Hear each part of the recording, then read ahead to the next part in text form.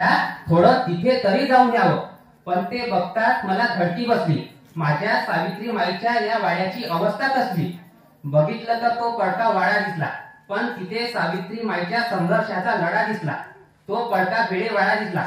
तेव्हा समजले माणसातली माणुसकी सुद्धा पडली. अरे होती ती सावित्री माई, म्हणूनच तर मुलगी घडली. आज माझ्यासोबत स्वतः सावित्री माई बोलली. म्हणे तुम्हाला मंदिरे बांधता येतात, पाच बांधता येतात, माझा तो भिडेवाडा बांधता येत नाही. पुष्पासारख्या मुली तुमच्या मनावर राज्य करतात, माझा इतिहास तुम्हाला सांगता येत नाही. आई माझी सावित्री ही कोणाला कळेल का? त्या आईने ती घडवला तो भिडेवाडा, पुन्हा तो घडेल का? किती लिहावे त्या माऊलीच्या संघर्षाबद्दल, किती कष्ट तिचे आता पण दिसतात भिडेवाड्यामध्ये. माझ्या सावित्री आईच्या हाताचे ठसे.